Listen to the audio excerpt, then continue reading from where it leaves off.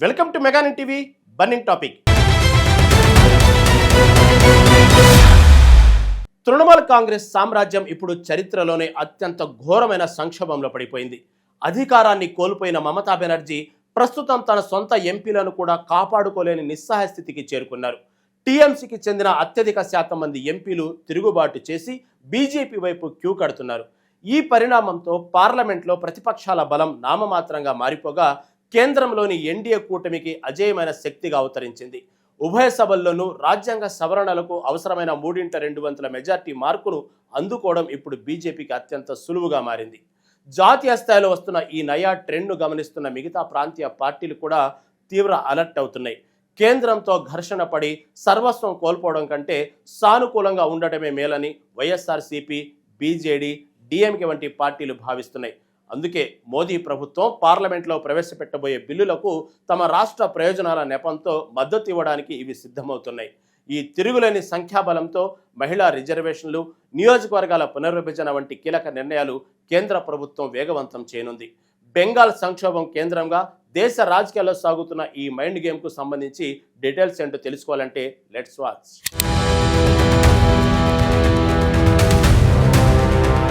పశ్చిమ బెంగాల్ రాజకీయాల్లో దశాబ్ద కాలంగా ఎదురు లేకుండా సాగిన తృణమూల్ కాంగ్రెస్ సామ్రాజ్యం ఇప్పుడు తీవ్ర సంక్షోభంలో మునిగిపోయింది. దీదిగా పేరుగాంచిన మమతా బెనర్జీ చేతిలో నుంచి అధికారం చేజారిపోవడమే కాకుండా ఇప్పుడు సొంత ప్రజాప్రతినిధులను కాపాడుకోలేని పరిస్థితి ఏర్పడింది. టీఎంసీకి చెందిన మెజార్టీ లోక్సభ, రాజ్యసభ సభ్యులు పార్టీని వీడేందుకు సిద్ధం కావడంతో బెంగాల్ రాజకీయ చిత్రం పూర్తిగా మారిపోయింది. తిరుగుబావుట ఎగరవేసిన ఎంపీలంతా బీజేపీ వైపు అడుగులు వేస్తుండటం జాతీయ స్థాయిలో సంచలనంగా మారింది. ఈ ఊహించని పరిణామంతో పార్లమెంటు ఉభయ సభల్లోనూ ప్రతిపక్షాల బలం దాదాపుగా నామమాత్రంగా మారిపోయే ప్రమాదం కనిపిస్తోంది.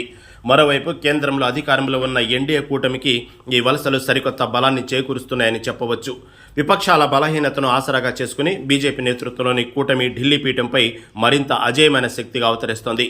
బెంగాల్లో మొదలైన ఈ రాజకీయ ప్రకంపనలు దేశ రాజధానిలోని అధికార సమీకరణాలను సైతం వేగంగా మార్చేస్తున్నాయి. మమతా బెనర్జీ దూకుడు వైఖరి వల్లే పార్టీ ఈ రోజు ఇంతటి దారుణమైన నిస్సహాయ స్థితికి చేరుకుందనే విమర్శలు వ్యక్తమవుతున్నాయి. సొంత గూటిని కాపాడుకోవడంలో దీదీ విఫలం కావడంతో తృణమూల్ కాంగ్రెస్ చరిత్రలోనే ఇది అత్యంత గడ్డుకాలంగా మారుతుంది.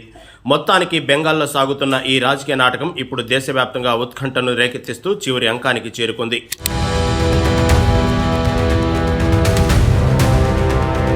లోక్సభలో దేశ భవిష్యత్తును మార్చేలా రాజ్యాంగ సవరణలు చేయడానికి అవసరమైన మ్యాజిక్ ఫిగర్ వైపు ఎన్డీఏ అడుగులు వేస్తుంది. మొత్తం 543 స్థానాలు ఉన్న దిగువ సభలో 3/2 మెజార్టీని సాధించాలంటే 362 సీట్లు అవసరమవుతాయి. ఇప్పటికే పూర్తి మెజార్టీతో దూసుకుపోతున్న అధికార బీజేపీ కూటమికి బెంగాల్ ఎంపీల మద్దతు అదనపు బలంగా మారింది. ప్రస్తుత లెక్కల ప్రకారం ఈ ప్రతిష్టాత్మక మార్కును అందుకోవడం మోదీ ప్రభుత్వానికి అత్యంత సులువుగా మారే అవకాశం కనిపిస్తున్నాయి. లోక్సభలో రాజ్యాంగ సవరణలకు అవసరమైన సంఖ్యాబలానికి ఎన్డీఏకు కేవలం 15 నుండి 20 మంది సభ్యుల లోటు మాత్రమే ఉంది. అయితే కేంద్ర ప్రభుత్వం పార్లమెంట్లో ఏదైనా కీలక బిల్లు పెడితే మద్దతు ఇచ్చేందుకు ఇతర పార్టీలు కూడా సిద్ధంగా ఉన్నాయి. తృణమూల్ కాంగ్రెస్ నుంచి వస్తున్న వలసల వల్ల ఈ స్వల్ప చోటు చాలా వేగంగా భర్తీ అవుతుందని రాజకీయ విశ్లేషకులు భావిస్తున్నారు. బెంగాల్ రాజకీయాల్లో వచ్చిన మార్పులు లోక్సభ విపక్షాల గొంతుకును మరింత బలహీనపరిచేలా స్పష్టంగా కనిపిస్తున్నాయి. అధికార కూటమికి తిరుగులేని మెజార్టీ దక్కడంతో ఇకపై లోక్సభలో ప్రభుత్వ నిర్ణయాలకు ఎలాంటి అడ్డంకులు ఉండకపోవచ్చు. సంఖ్యాబలం పరంగా ఎన్డీఏ సాధిస్తున్న ఈ విజయం దేశ రాజకీయాల్లో ఒక కొత్త అధ్యాయానికి తెరలేపబోతుంది. ఈ మారుతున్న సమీకరణాలు పార్లమెంటు ప్రతిపక్షాల ఉనికిని ప్రశ్నార్థకం చేస్తూ అధికార పక్షానికి తిరుగులేని అధికారాన్ని కట్టబెడుతున్నాయి.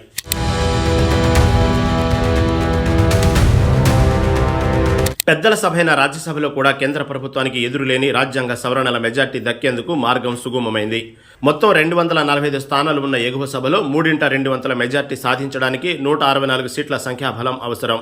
ప్రస్తుతం ఎన్డీఏ కూటమి బలం సుమారు 148 స్థానాల వద్ద నుండి విజయానికి కొద్ది దూరంలో నిలిచింది. ఇప్పుడు తృణమూల్ కాంగ్రెస్కు చెందిన రాజ్యసభ సభ్యులు కూడా తోడైతే ఈ సంఖ్య ఏకంగా 160 స్థానాలకు చేరుకుంటుంది.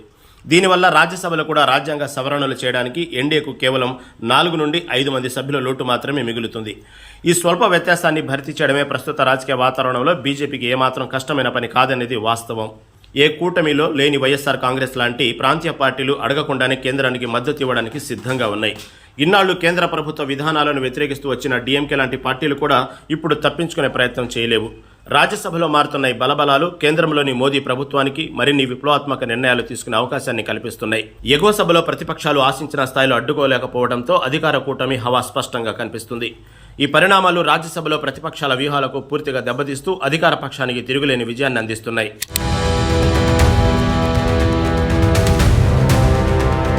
ఉభయ సభల్లోనూ ఉన్న స్వల్ప సంఖ్యాబలం లోటును భర్తీ చేసుకుని విజయం సాధించడం బీజేపీకి చాలా సులువైన విషయంగా మారింది.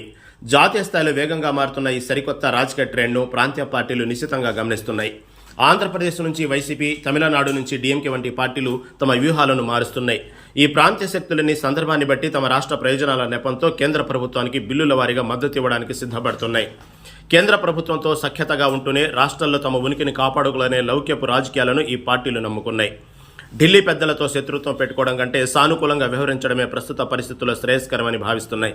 అందుకే పార్లమెంట్లో కేంద్ర ప్రభుత్వం ప్రవేశపెట్టి కీలక బిల్లులకు ఈ పార్టీలు లౌక్యంగా మద్దతు పలికే అవకాశాలు ఎక్కువగా ఉన్నాయి. ఈ విధమైన రాజకీయ చతురత వల్ల కేంద్రానికి అవసరమైన మెజార్టీ ఎప్పటికప్పుడు సులభంగా సమకూరుతూనే ఉంటుంది. బలమైన కేంద్ర ప్రభుత్వంలో ఘర్షణ వైఖరి కంటే సహకార వైఖరి తమ రాజకీయ భవిష్యత్తుకు రక్షణ అని ఈ పార్టీలు నమ్ముతున్నాయి. ఈ పరిణామాలన్నీ జాతీయ స్థాయిలో ప్రాంతీయ పార్టీల స్వభావాన్ని, వారి రాజకీయ ప్రాధాన్యతలను స్పష్టంగా తెలియజేస్తున్నాయి.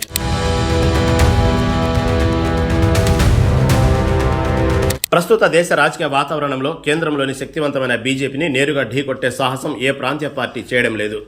కేంద్ర ప్రభుత్వంతో శత్రుత్వం కొని తెచ్చుకుని తమ సొంత ఎంపీలను లేదా పార్టీ కోల్పోయే ఆత్మహత్య సదృశ్య నిర్ణయాలకు ఎవరు సిద్ధంగా లేరు. మమతా బెనర్జీ ఘర్షణ వైఖరిని నమ్ముకుని ఎలాగైతే తన సామ్రాజ్యాన్ని కోల్పోయారో అందరూ చూశారు. దీదీ చేసిన ఆ రాజకీయ తప్పును తాము మళ్లీ చేసి సర్వస్వం కోల్పోకూడదని మిగతా ప్రాంతీయ శక్తులు గట్టిగా భావిస్తున్నాయి. అందుకే కేంద్రంతో అనవసర వివాదాలకు పోకుండా లొంగిపోయే ధోరణిలోనే చాలా పార్టీలు వ్యవహరిస్తున్నట్లు స్పష్టమవుతుంది.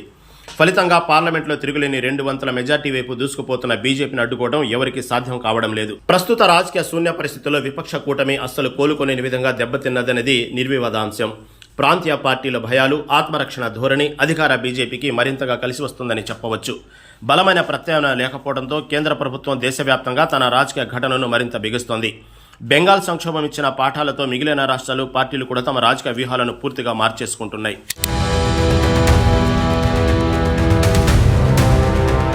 బెంగాల్లో రేగిన రాజకీయ తుఫాను చివరికి దేశ రాజధానిలో అధికార పీఠాన్ని మరింత బలోపేతం చేసే దిశగా ముగిసింది.